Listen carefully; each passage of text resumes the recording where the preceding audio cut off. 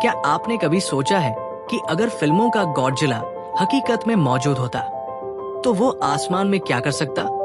जी हाँ दोस्तों, जापान अब सिर्फ अपनी टेक्नोलॉजी या एनिमे के लिए नहीं बल्कि आसमान में तहलका मचाने वाले एक 6th जनरेशन फाइटर जेट के लिए सुर्खियों में है, जिसका नाम ही डर पैदा करने के लिए काफी है, गॉडजिला। अब ये गॉडजिला कोई फिल्मी किरदार नहीं बल्कि जापान का वो असली हवाई शस्त्र है जो आने वाले वक्त में दुनिया की मिलिट्री बैलेंस को हिला सकता है। इस वीडियो में हम जानेंगे कि कैसे जापान, जिसने वर्ल्ड वॉर 2 के बाद शांति का व्रत लिया था, अब एक ऐसा हवाई हथियार बना रहा है जो सिर्फ एक फाइटर जेट नहीं बल्कि उड़ता हुआ कमांड सेंटर है।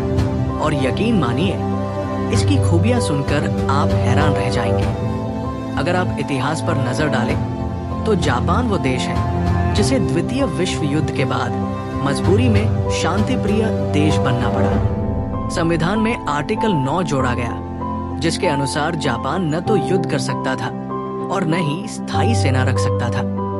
मगर जैसे जैसे चीन और रूस जैसी ताकतें अपनी ताकत का प्रदर्शन करने लगी, जापान को भी समझ आया कि दुनिया बदल रही है और उसे भी अपनी सुरक्षा के लिए खुद पर निर्भर होना पड़ेगा। अमेरिका के साथ हुए 1952 के एडमिनिस्ट्रेटिव अग्रीमेंट ने जापान को सुरक्षा की एक ढाल दी, पर यह किसी देश की स्थायी सैन्य रणनीति का विकल्प नहीं हो सकता था। तभी से जापान की सैन्य सोच में धीरे धीरे परिवर्तन शुरू हुआ। शुरुआत हुई अमेरिकी फाइटर जेट्स की खरीद से।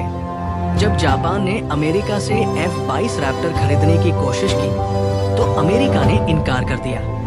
तब जापान ने सोचा कि अगर कोई हमारी मदद नहीं करेगा तो हम खुद ही अपनी तकनीक से दुनिया को चौंकाएंगे। यही जन्म हुआ उनके पहले prototype fighter jet Mitsubishi X2 शिनशिन का, जिसे खासतौर पर नई तकनीकों को टेस्ट करने के लिए तैयार किया गया था। ये कोई आम विमान नहीं था। इसमें fibre optic fly by wire system था, जिसमें सामान्य वायर की बजाय फाइबर ऑप्टिक केबल से डाटा ट्रांसफर होता है, यानी कम्युनिकेशन और रिस्पॉन्स बेहद तेज। इतना ही नहीं, इसमें सेल्फ हीलिंग सिस्टम जैसी तकनीकें थी जो विमान को क्षति के बाद भी ऑपरेशनल बनाए रखती थी। मगर असली मोड़ तब आया जब अमेरिका ने जापान को F-35 फाइटर जेट्स बेचे। ये मल्टी रोल एयरक्राफ्ट इतने आधुनिक थे कि इन्हें Swiss army knife of air combat कहा गया। हर मिशन के लिए तैयार, हर मौसम में फिट। इसका हेलमेट ही इतना उन्नत था कि पायलट को पूरे विमान के बाहर का 360 डिग्री दृश्य दिखाई देता था, जैसे वो विमान में बैठा ही न हो बल्कि आसमान में तैर रहा हो। लेकिन जापान ने इस टेक्नोलॉजी पर रुकने का इरादा नहीं किया। उन्होंने फैसला किया कि अब वक्त है अपनी खुद की 6th जनरेशन फाइटर जेट बनाने का, और यही है गॉडजिला की शुरुआत।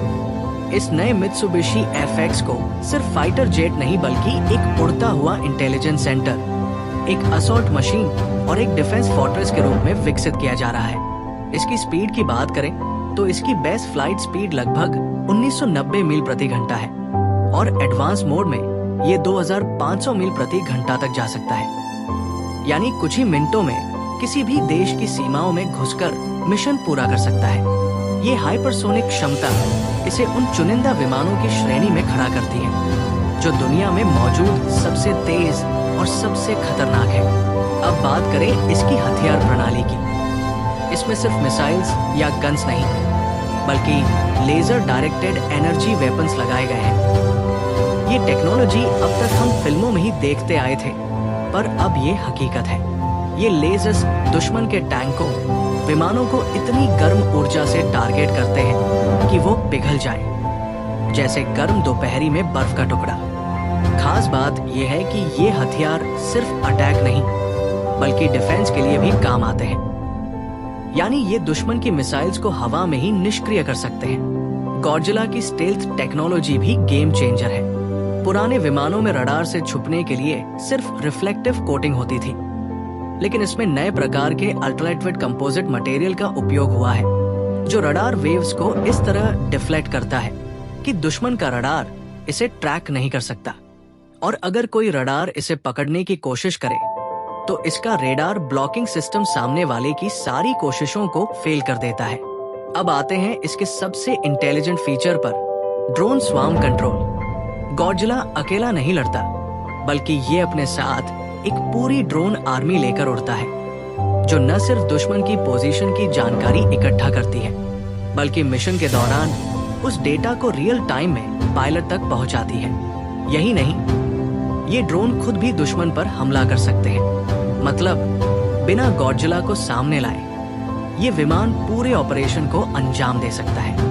इतनी हाईटेक क्षमताओं के बावजूद एक बड़ा खतरा हमेशा बना रहता है, साइबर अटैक। लेकिन जापान ने इस समस्या का हल पहले ही निकाल लिया है। गॉडजिला में ऑटोमेटिक कोडिंग सिक्योरिटी सिस्टम लगाया गया है, जिसे हैक करना नामुमकिन है। साथ ही इसमें इंटरफेरेंस जनरेटर भी है, जो किसी भी डिजिटल हमले को पहचान कर तुरंत सिस्टम को सुरक्षित बना देता है। इस फाइटर जेट की धमक सिर्फ टेक्नोलॉजी तक सीमित नहीं है, इसका भूराजनीतिक प्रभाव बहुत गहरा होने वाला है। चीन के बढ़ते वर्चस्व और उसकी साउथ चाइना सी में बढ़ती घुसपैठ के खिलाफ गॉडजिला जापान का सबसे सशक्त जवाब है। नॉर्थ कोरिया की मिसाइल टेस्टिंग की आदतों पर भी ये एक कड़ा संदेश है कि जापान अब सिर्फ देखकर सहने वाला देश नहीं रहा, अब वो जवाब देने के लिए पूरी तरह तैयार है, और वो भी आसमान से। सिर्फ यही नहीं, गॉडजिला जापान और अमेरिका की पार्टनरशिप का प्रतीक भी है। अमेरिका ने पहले जापान को F-35 दिए, और अब गॉडजिला के विकास में ब्रिटेन और इटली भी साझेदार बन चुके हैं। यानी ये सिर्फ एक देश का प्रोजेक्ट नहीं, बल्कि एक ग्लोबल टेक्नोलॉजी कोलैबोरेशन है, जो आने वाले समय में मिलिट्री टेक्नोलॉजी की दिशा बदल सकता है। गॉडजिला को इस तरह से बनाया जा रहा है कि भविष्य में ये बिना पायलट के भी मिशन पर जा सके, मतलब AI driven fully autonomous war mission. इसके अंदर ऐसे सॉफ्टवेयर अपडेट्स होंगे जो मोबाइल फोन की तरह डाउनलोड और अपग्रेड किए जा सकेंगे।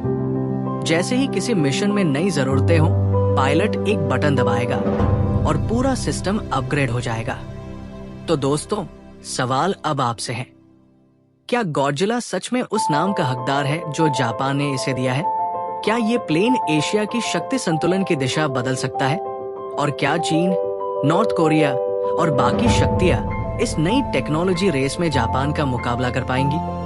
अपना जवाब हमें कमेंट में जरूर दीजिए, और अगर आपको ये वीडियो पसंद आया हो तो लाइक, शेयर और सब्सक्राइब जरूर करें।